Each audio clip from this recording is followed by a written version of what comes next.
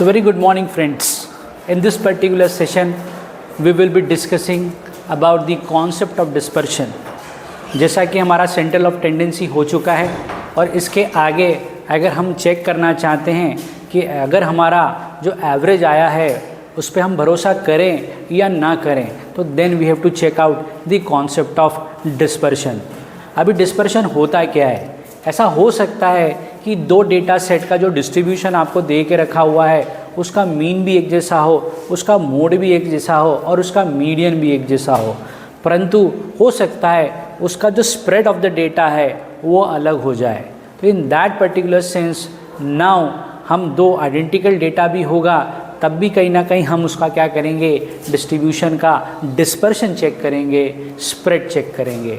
So coming friends, हम इस concept को समझते हैं। To distribution of statistical data may be symmetrical. हो सकता है दो डिस्ट्रीब्यूशन का डेटा सिमेट्रिकल हो सकता है कि उनके मीन्स भी एक जैसे हों, उनका मीडियन भी एक जैसा हो सकता है उनकी मीडियन या मोड उनकी सबकी आइडेंटिकल फ्रीक्वेंसी भी हो, फिर भी वो कहीं ना कहीं डिफ़र करेंगे बिकॉज हम उनके स्कैटरनेस की बात करेंगे या देखेंगे कि डेटा कैसा स्कैटर्ड है या स्प्रेड कैसा है।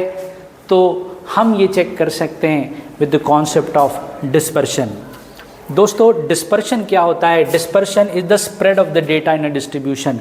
डेटा का फैलाव कैसा है, डेटा स्प्रेड कैसा है, ये कॉन्सेप्ट को हमको समझना जरूरी है।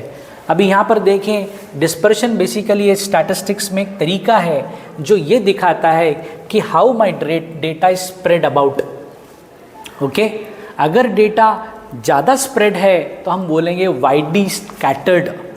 ठीक है, अगर डेटा में आइटम्स कम हैं और वो कम स्प्रेड है तो हम बोल सकते हैं कि वो एक ही जगह पर ज़्यादा डेटा क्लस्टर हो रहा है। स्टूडेंट्स, अभी हम बात करते हैं कि इसके ऑब्जेक्टिव्स की।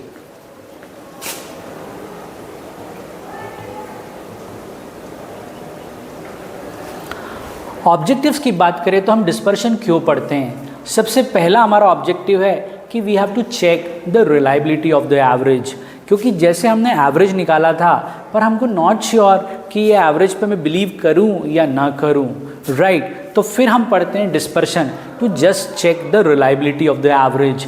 अगर हमको दो या दो से ज़्यादा डेटा सेट के बीच में कंपैरिजन करना है और ये चेक करना है कि दोनों की वेरिएबिलिटी कितनी है या स्प्रेड कितना है, तो हम डिस्पर्शन की हेल्प लेकर यहाँ भी डेटा के स्प्रेड को या स्कैटर्डनेस को समझ सकते हैं। It is based for the control of the variability. अगर हमको समझ में आ जाए कि डेटा कहीं ना कहीं ज़्यादा वेरिएबल हो रहा है तो then we will look out how to control this particular variability. That is why we are studying the concept of dispersion. एक एग्जाम्पल की हेल्प लेकर अपन समझते हैं कि how it is been scattered. Students, जैसा कि आप ये डेटा देख रहे हो, there are basically 5 workers are there, right? और फैक्ट्री ए है, फैक्ट्री बी है एंड फैक्ट्री सी भी है। और यहाँ पर आप देख रहे हैं कि वर्कर्स को एवरेज वेजेस मिल रहे हैं, राइट? तो यहाँ देखेंगे कि हर व्यक्ति को वेजेस मिल रहे हैं। तो इनके एवरेज की हम बात करें तो you are having an average of 1300, क्योंकि आप सब 1300 के एडअप करेंगे, that is again added 5 times and then you will have a total of 6500। जब इसको आप एवरेज निकालोगे तो यहाँ पर वैल्यू आपकी आई 1300। अगर आप बी फैक्ट्री का डेटा देखेंगे तो यहाँ पर आप देखेंगे कि 1300 से थोड़ा कम ज़्यादा भी आपको वेजेस नज़र आ रहे हैं। यहाँ पर 1310 है, सेकेंड वर्कर के 1300 हैं, एक के 1304 हैं, 6 हैं, कुछ के कम भी हैं, देखें आप 1280 भी हैं। और ऐसा इनका टोटल करो तब भी सेम टोटल आ रहा है 6500। और जब एवरेज की बात करें तो अगेन आपका एवरेज यहाँ पर 1300 ही आ रहा है, परंतु डेटा यहाँ पर थोड़ा सा अलग हो जाता है, right? But you will get the result कि यहाँ पर भी 1300 एवरेज आ रहा है, यहाँ पर भी 1300 ही एवरेज हो रहा है। अगर फैक्ट्री सी की हम बात करें तो यहाँ पर आप देखें डेटा थोड़ा सा ज़्यादा डिस्पर्स दिख रहा है हमको। 1380 भी गया है, 1210 भी गया है, 1220 भी गया है और जैसा 1490 भी गया है। तो आप देखेंगे कि यहाँ पर भी टोटल आप करेंगे तो 6500 आ रहा है और एवरेज यहाँ पर 1300 ही आ रहा है, राइट स्टूडेंट्स? तो जैसा कि हमने तीनों फैक्ट्री का डेटा देखा और सभी का एवरेज एक जैसा ही हमको नज़र आ रहा है। तो स्टूडेंट्स, एवरेज देखकर पूरी पिक्चर क्लियर नहीं होती है, तब हमारे अंदर कन्फ्यूज़न आता है कि हम इस एवरेज पे रिलाई करें या ना करें, राइट। तो हमको वेरिएबिलिटी चेक करने के लिए हमारे इसका डिस्पर्शन देखना पड़ेगा। आप देखेंगे कि फैक्ट्री बी में फैक्ट्री ए से थोड़ा सा ज़्यादा डिस्पर्स है, क्योंकि यहाँ पर 1300 पे स्टिकअप था, यहाँ पर लोअर लिमिट उसकी आई थिंक 1300 गई, नहीं 1280 गई, और अपर लिमिट इसकी आई थिंक 1310 गई है। यहाँ पर अगर बात करें तो लोअर लिमिट आपकी कितनी 1200 गई है और अपर लिमिट आपकी 1490 गई है। मतलब फैक्ट्री सी का डेटा थोड़ा सा ज़्यादा डिस्पर्स दिख रहा है, या स्कैटर्ड या स्प्रेड उसका ज़्यादा है, राइट। सो इसलिए हम कहीं ना कहीं ये कॉन्सेप्ट को पढ़ते हैं।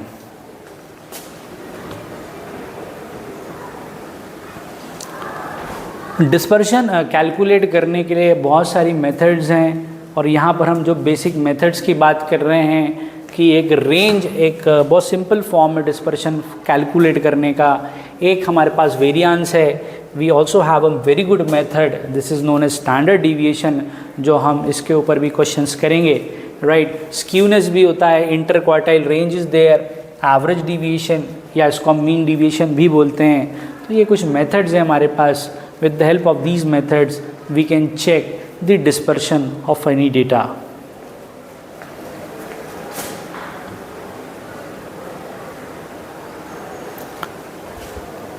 सबसे पहले हम जो मेथड की बात कर रहे हैं वो रेंज। रेंज क्या चीज़ होती है? रेंज भी एक तरीका होता है डिस्पर्शन को मेजर करने का, और इसको हम कैलकुलेट कैसे कर सकते हैं? लार्जेस्ट वैल्यू और स्मॉलेस्ट वैल्यू के बीच के डिफरेंस को ही हम क्या बोलते हैं? रेंज।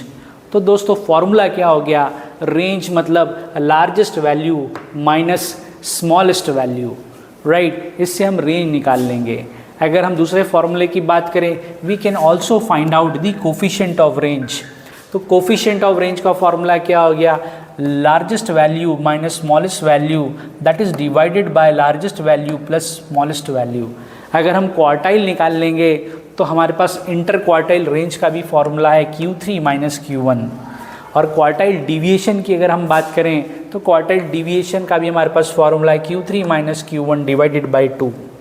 और कोफिशिएंट ऑफ क्वार्टाइल डिवीजन निकालेंगे तो Q3 minus Q1 divided by Q3 plus Q1।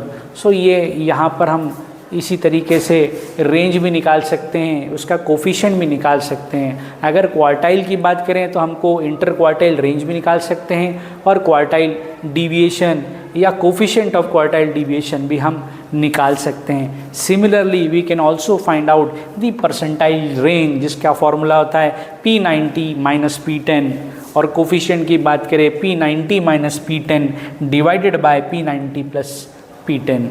So these are some of the formulas.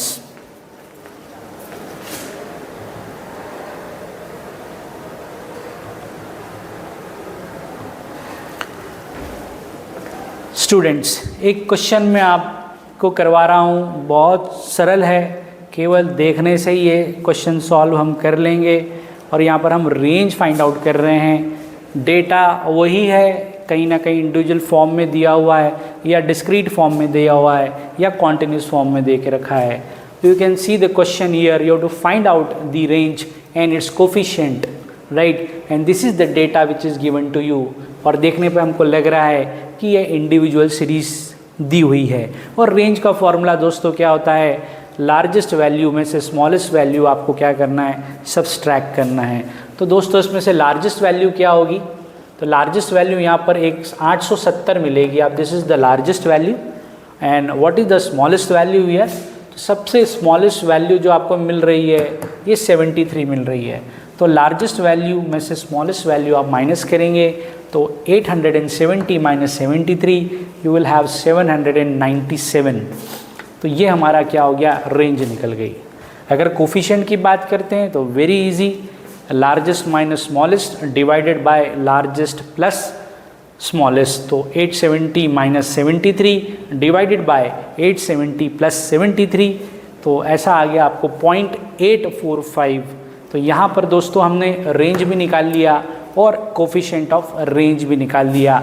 अगर सीरीज़ आपको काय में देखी थी इंडिविजुअल सीरीज दे के रखी थी।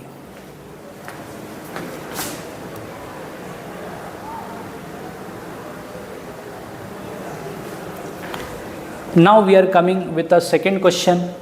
ये भी रेंज पे ही काम कर रहा है। अगर आप देखेंगे तो given below are the heights, heights काय में दे के रखी है, सेंटीमीटर में दे के रखी है ऑफ द टू ग्रुप्स। तो दोस्तों यहाँ पर दो ग्रुप हैं यहाँ पर आपके, एक तो ग्रुप 1 है और एक ग्रुप 2 है। ग्रुप 1 का भी डेटा आपके सामने है और ग्रुप 2 का भी डेटा आपके सामने है, राइट। और आपको क्या फाइंड आउट करना है, you have to calculate and you have to compare the coefficient of range of the heights of two groups.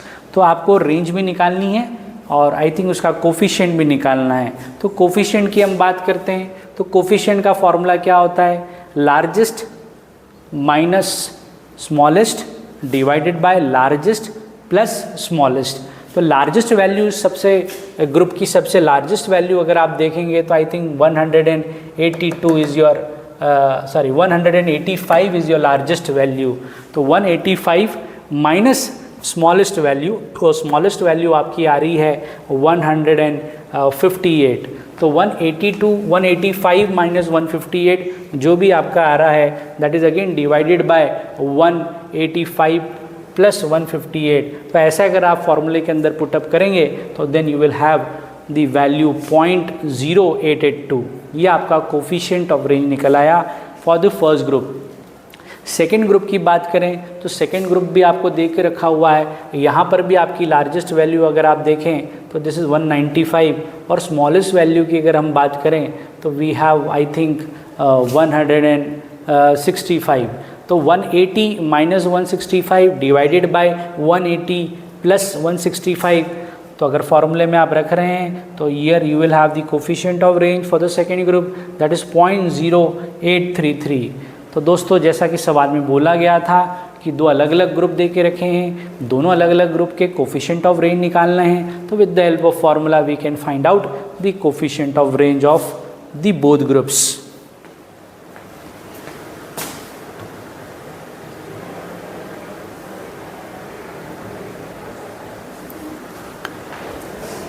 Friends अगले क्वेश्चन की मैं बात करूं तो यहाँ पर भी आपको रेंज निकालना है और उसका कोफिशिएंट निकालना है।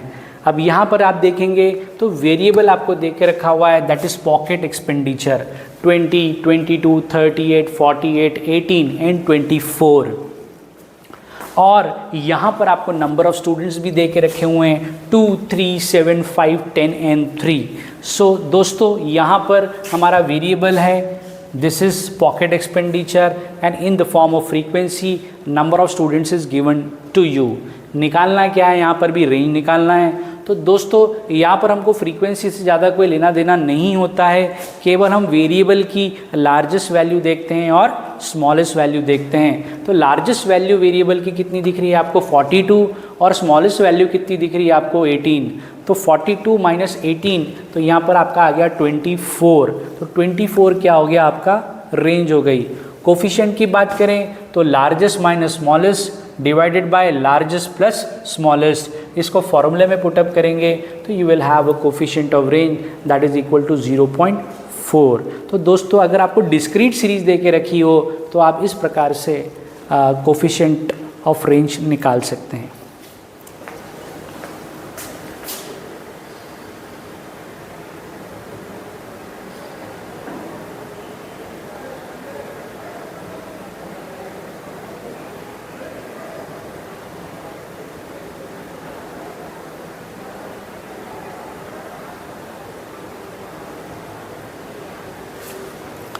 फ्रेंड्स अब आप जो क्वेश्चन देख रहे हैं ये क्वेश्चन में जो डेटा दे के रखा हुआ है that is given in continuous series और यहाँ पर भी आपको रेंज और कोफिशिएंट ऑफ रेंज निकालनी है। तो दोस्तों यहाँ पर वेरिएबल आपको दे के रखा है मार्क्स, यहाँ पर ग्रुप्स में दे के रखा है इन the form of class interval 10 to 20, 20 to 30, 30 to 40, 40 to 50 and 50 to 60 and here आपको नंबर ऑफ स्टूडेंट्स भी दे के रखे हुए हैं दैट इज़ 8, 10, 12, 8 एंड 4। दोस्तों तो देखेंगे मार्क्स बेसिकली आपके वेरिएबल है that is given in the continuous form और फ्रीक्वेंसी की बात करें तो here the frequency is given to you in the form of number of students. Frequency भी आप देख रहे हैं कुछ बढ़ रहा है कुछ कम हो रहा है, तो then we can say it is a simple frequency, it is not a cumulative frequency. तो दोस्तों जैसा कि हम रेंज की बात करते हैं तो फॉर्मूला क्या होता है, largest value minus smallest value. तो यहाँ पर भी हमको फ्रीक्वेंसी का कोई लेना देना नहीं है, तो यहाँ पर हमको केवल वेरिएबल की लार्जेस्ट वैल्यू और स्मॉलेस्ट वैल्यू निकालनी है। तो वेरिएबल की लार्जेस्ट वैल्यू कितनी दिख रही है आपको 60 और स्मॉलेस्ट वैल्यू कितनी दिख रही है आपको 10।